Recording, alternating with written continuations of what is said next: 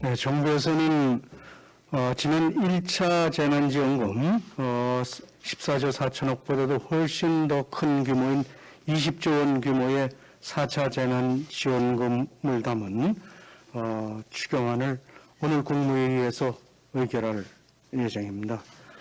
우리 국민의힘은 코로나로 고통을 받고 있는 피해 계층에게 신속하고 제대로 된 지원을 해야 한다는 입장입니다. 또 이를 적극적으로 추진해 나갈 것임을 밝혀드립니다. 그럼에도 이번 추경에 대해서 여러 문제점이 제기되고 있는 점에 대해서 지적하지 않을 수가 없습니다. 이번 추경은 4월 7일 재보궐선거를 앞두고 급작스럽게 추진되는 선거 추경이라는 여론이 지배적입니다. 또한 지급 원칙을 납득하기 어렵다는 4차 재난지원금과 또 여기에 선거용 일자리 통계 분신용이라는 일자리 추경까지 끼워져서 곳곳에서 논란이 제기되고 있습니다. 민주당은 곡간지기인 경제부총리를 나쁜 사람으로 낙인 찍어서 마침내 여당용 선거자금을 확보하는 데 성공했습니다. 국가의 미래보다는 자신들의 미래에만 전념하는 집권 여당의 행태에 참으로 씁쓸함을 금할 수 없습니다. 오늘 세 분의 의원이 국회에 제출되면 꼼꼼히 따져봐야 되겠지만 지금까지 드러난 몇 가지 문제점에 대해서 말씀드립니다. 먼저 이번 추경 구성의 측면에서 보면 전형적인 주먹구구식 편성입니다. 정부가 지원하겠다는 대상과 그 내용을 보면 피해 현황에 대한 구체적인 자료도 없이 주먹구구식으로 일관하고 있습니다. 이번 4차 재난지원금 대상은 200만 명이 대폭 늘어난 480만 명으로 추정되는데 그 기준조차 불명확한 상황입니다.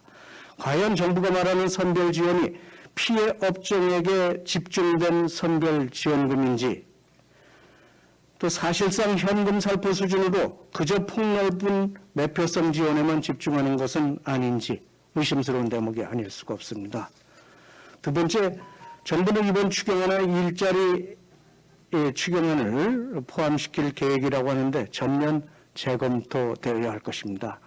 이는 대통령이 1분기까지 90만 개 이상 일자리를 창출하겠다는 발언과 무관치 않을 것입니다. 이미 정부의 방만한 재정 운용으로 정부의 국가 채무가 역대급으로 늘어나고 있는 상황에서 단순히 어명을 받들기 위해서 나쁜 일자리 추경, 억지 추경을 강행하고 있는 것입니다. 이러한 나쁜 일자리 창출 추경으로 고용 환경 개선을 기대할 수 없을 것이라는 것은 너무나 자명합니다. 세 번째, 이번 추경 역시 무책임한 재정 운용의 전형을 보여주고 있습니다. 정부는 이번 추경으로 또다시 10조 원가량의 국채를 발행할 계획이라고 합니다. 뼈를 깎는 세출 구조조정은 찾아보기 어렵습니다. 선심은 문재인 정부가 쓰고 고통은 차기 정부와 미래 세대에게 떠넘기는 이 정부의 못된 그리고 나쁜 재정 운영 방식이 또다시 이번 추경에서도 여실히 드러나고 있습니다. 이런 상황에서 민주당은 증세론을 꺼내들고 나섰습니다. 자신들의 무능하고 방만한 국가재정 운영으로 국가 채무를 눈덩이처럼 불려놓고는 국민에게 그 책임을 떠넘기는 참으로 무책임한 태도가 아닐 수가 없습니다. 민주당은 책임도 질 수 없는 포퓰리즘으로 인한 매표 행위를 당장 멈추고 국가재정을 점검하는 책임 있는 집권 여당의 모습을 보여줘야 할 것입니다. 우리 당은 이번 추경 과정에서 그 어느 때보다 꼼꼼하게 임할 것입니다. 뼈를 깎는 세출 구조 조정을 통해 국민 부담을 최소화하는 동시에 코로나로 고통받는 소상공인 등에게 희망을 줄 수 있는 제대로 된 지원이 될 수 있도록 추경 심의에 임하겠습니다.